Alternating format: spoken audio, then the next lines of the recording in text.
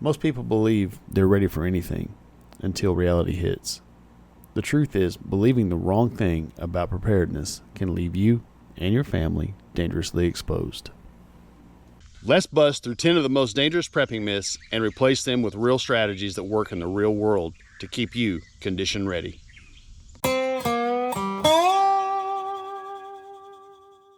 The first myth we're going to talk about today is prepping is for doomsday nuts. That's not the case. This one is baked into pop culture. You've seen the reality shows, people with bunkers, gas masks, and crossbows in their basements. But in truth, modern prepping has nothing to do with paranoia. It has everything to do with responsibility. In fact, 60% of Americans experienced a natural disaster or emergency in the past 3 years. Look at what's been going on. We've had hurricanes, we've had wildfires, we've had a record year of tornadoes this year in the Midwest. Not only that, but I want to share something with you. I believe that the term prepper has a negative connotation to it. I don't like using the word, but I did in this instance just because it's common. You'll hear me say a lot preparedness. I believe prepping has gotten a negative connotation from the media.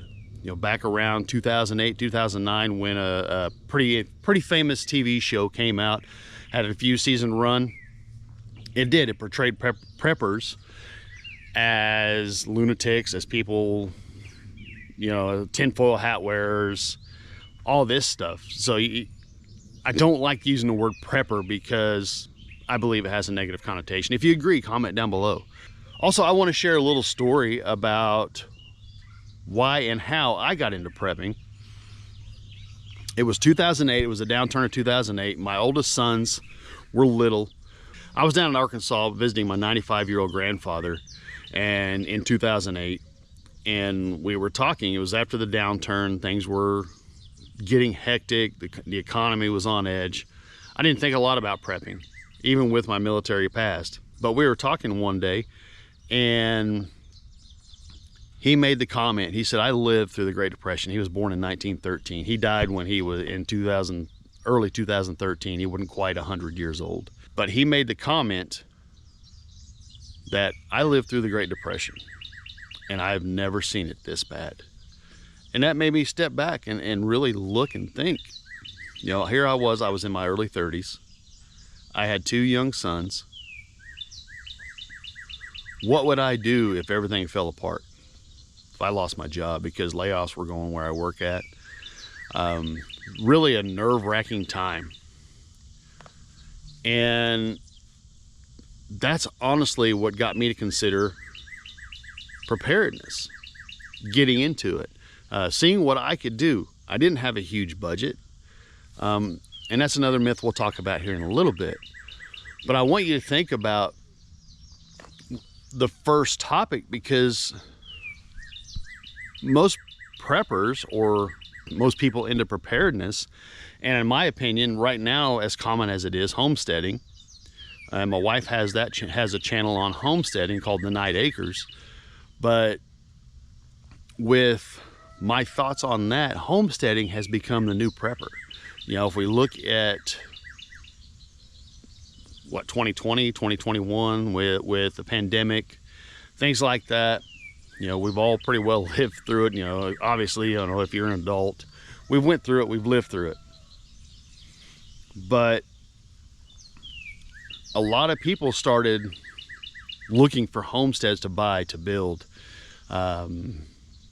We, you know, grew a family garden here on our home place.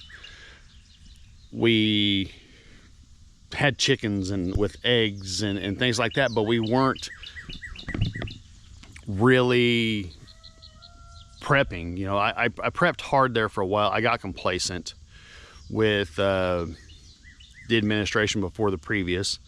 Things were looking good. I didn't think about it as much because, you know, there was no reason to. I didn't believe. Then the pandemic happened. I'm like, whoa, wait a minute. You know, I really dropped the ball on this. And I'm just being real with you guys. But I dropped the ball on it. And really forced me to focus. You know, maybe this is a shameless plug, but I also started a podcast in 2020 with a good friend of mine. It's called the What If Tomorrow podcast. You can find it here on YouTube. You can find it anywhere you watch your podcast. And we've talked tons about a lot of this stuff that we're talking about today. Matter of fact, we've been going for about 5 years. But I want you to really consider, if you're not into preparedness, if you're thinking about getting into preparedness, yesterday was the time. 10 years ago was the time to start prepping or preparing for whatever you deem fit. Today is the second most important time. Start small. The next topic I hear a lot of people say, and I've heard it through the podcast, I've heard it through talking to people just in general, is the government will save us. When in reality, if you look at what just happened in Asheville last year, they're still struggling to overcome this. Look how long the emergency response took to even get FEMA there. Not to mention, and I'm not talking about the theories and all this stuff that was going around TikTok and YouTube and Instagram and all this stuff. Just look at how long the response was when it came to getting people the help they need, getting people out, saving people. Look how long it took to respond to that. On average, it takes 3 to 5 days for FEMA to show up. That's why they recommend that you have at least a 72-hour kit. 72-hour kit for everybody in your family. I really want to focus with this channel on families more than just the individual preparedness, because that's another topic we're going to get into shortly. But just look at that. Look at that alone. And think about it. Any disasters in your area, here where I live in southeastern Kansas, we had a 100-year flood in 2007. FEMA responded, but it was days. Luckily, I think they may have found 1 or 2 people that passed away, but come to find out they didn't pass away from the floodwaters because they evacuated people, heeded the warning, got out. But I know several people that lost their homes. I know a town near us lost basically the whole eastern side of town. Huge refinery on that side of town, so the refinery actually bought up a bunch of the property there. That, we have debates and stuff like that too, but just think about it. You are your first responder. You are the first one there. I want you to think about it and realize preparedness is a plan. Paranoia is a panic. So if you're starting off and getting into preparedness and all that, kudos to you. If you're thinking about it, take that step, because you're getting a plan in place if you don't already have one. The next topic, preparedness is too expensive. Right now, grocery prices are high. We all feel the push or the pinch. We're paying a lot more for what we did 2 years ago, 3 years ago, 4 years ago, whatever. We know that's not debatable. We know we're all feeling it. I'm not going to get political here. You don't need a $3,000-$4,000 generator to be prepared. What you need is a plan. Step up. Go to the grocery store when you go get your normal groceries, and pick up an extra. Set aside $5 a week to start getting your preps in place. Start with a 3-day plan. 3 days of water, 3 days of food, and that's if you don't bug out. If you have a reason to bug out, I've already talked about building a bag. I've already talked about building a bag for your kids. Go check those videos out. The best way to build real world preparedness, and as I say, stay condition ready, get condition ready to start. You got to start. Like I said, the best way to do it, like I said, is $5 a week. Buy you an extra flashlight, buy you a couple extra canned goods or freeze-dried packages. You can buy them in the camping section at Walmart, or you can order online, something like that. Get that in place. Macaroni and cheese, dry goods, things like that, the bags of noodles or whatever. Rice, things like that, because rice you can soak in water. You don't have to cook it. You can just let it soak. Obviously it takes longer, but you can let it soak in and you can eat it. Something else that you can think about is find things that you can avoid or do away with. Don't go to Starbucks or Scooters or your normal coffee shop or whatever to get your coffee. Make it at home. Save some money that way. Matter of fact, I want to challenge you guys, and let me know in the comments below if you're willing to take this challenge. A $5 a week challenge. Put away $5 a week and put it towards preparedness. The next myth, preppers are loners. This is not the case. Sure, you have your lone wolves, but most preppers have a community around them. Matter of fact, my co-host and I in the podcast for the last year and a half, we have preached building a community because you cannot do it all. I've heard people say, if something happens, I'm just gonna go to the woods by myself. Let's be real. You are not gonna make it on your own. That's the biggest fact I can lay out today. You cannot do this on your own. Sure, you can prep for you and your family, but you need to have a contingency with people. Something else we're going to get into here in a little bit, but I've heard people say, well, I'll just come to your house. You know, and my thoughts were, no, you won't. No, you won't, because I prepared for my family. You didn't do anything. But I am not the type of person that I would say, I'm sorry, man. I'm not going to help you and your family because you didn't foresee something happening. I'm not that way. I just can't do that.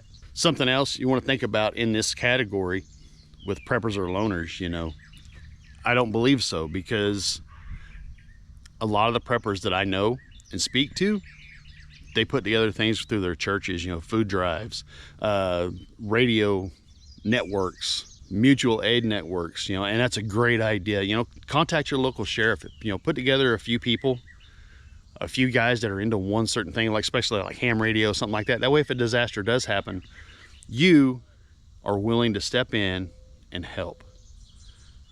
You know, you have the ability. If you can feed people, if you know how to cook, if you have a 3-man group that knows how to cook, let your sheriff know. Hey, listen, me and these two guys, you know, we're good friends. We want to help out, you know, in case of a disaster or emergency. We can cook a lot of food. If you need us, call us. Your sheriff will appreciate that, and the people in the community will appreciate that. One of my favorite quotes that I've seen, I can't remember who said it, but it says, if you want to go fast, go alone. If you want to go far, go together. Myth number 5, insurance will cover everything. That's not the case, guys. It's helpful, but it's not a prep. Let's think about your claim delays, you know, the red tape, all the red tape you got to cut through, denied claims, your waiting periods. A little story. It was just a freak deal that happened where I live at here. Our house got struck by lightning. We live in I don't know, our house was built in like 1885, something like that. So it's a really old stinking house, right? But we got hit by lightning. Destroyed a lot of our stuff, totaled my wife's car, all that. We had to wait forever. We had to jump through hoops to get the insurance to help us out, to cover us. And we waited and waited. So you don't have time. I mean, insurance is a great thing, because in reality, prepping is insurance, except that you are putting that insurance in place. Something else I want you to think about in this category is preparing as the gap filler between incident and recovery. Let's move on to myth number 6. Well, I'll just borrow from friends. Let's think about this. I already told you my piece, what I would probably end up doing if a friend come over to my house. Most people mean well, but in a real emergency, resources are going to be limited. Nobody is going to want to share their last bottle of water, their last bite of food. Preparedness means that you're not expecting others to bail you out. It puts you in a position to help somebody out, right? Think about the resource pyramid. When a crisis hits, everybody drops down in one tier. So in that line of thinking, be a resource and not an asset. Moving on to myth number 7. I'm young and healthy, I'll be fine. Is that the case? Is that true? It's great to be healthy. It's great to be young. But if you're young and healthy, does that mean that you're mobile? Does that mean you're capable? Does that mean that you have the knowledge to help others? your lungs don't purify water, and your muscles don't start fires. Let's talk for real right now. Think about COVID, the pandemic. It affected everybody from the youth to the elderly. Let's think about that. I personally lost my brother to it. I've known some other people that passed away from it, and I would venture to say that most people know somebody that passed away from it.